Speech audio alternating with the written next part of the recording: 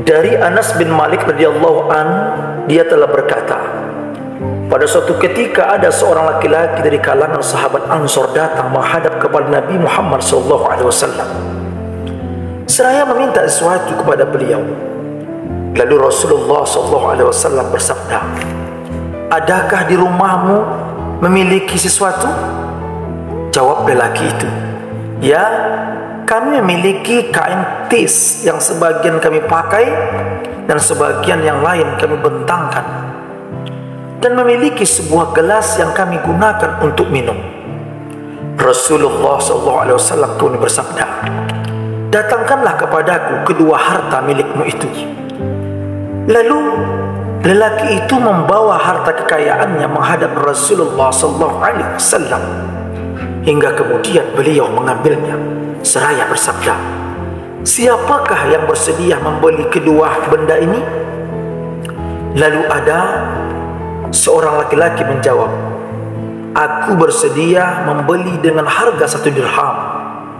Rasulullah menawarkan demikian hingga 2 atau 3 kali.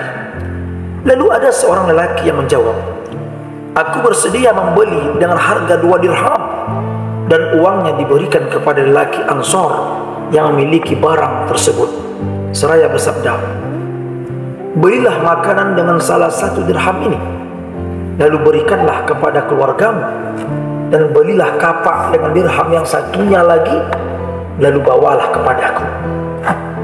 Lalu dia pun mengerjakan apa yang diperintahkan Rasulullah SAW, sehingga kemudian Rasulullah SAW mengambil kapak itu, lalu mengikatkan tali seraya bersabda, pergilah dan carilah kayu bakar.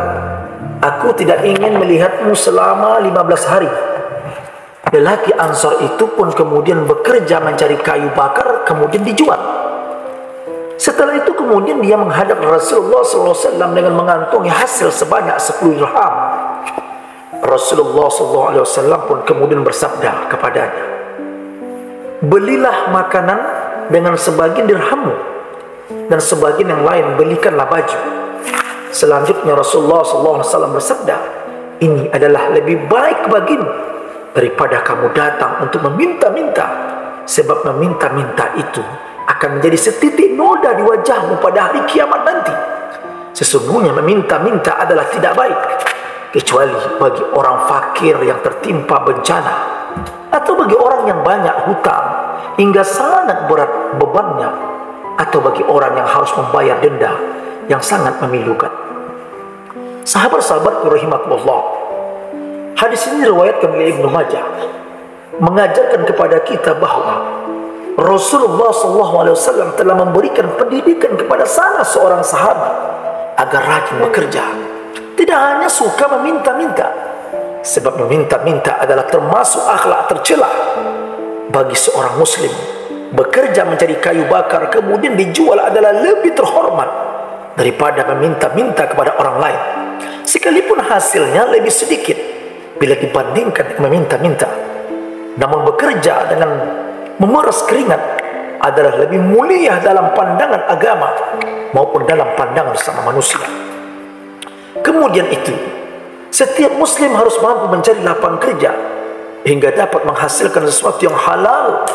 Demikianlah anjuran Islam kepada pemeluknya agar senantiasa bekerja keras, sebab bekerja adalah bahagian dari penebus dosa, bahkan merupakan sarana untuk meraih kebahagiaan di dunia dan akhirat.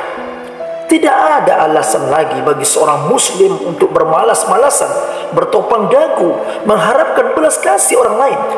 Muslim yang sejati adalah yang rajin beribadah dan rajin pula untuk mencari rezeki yang halal.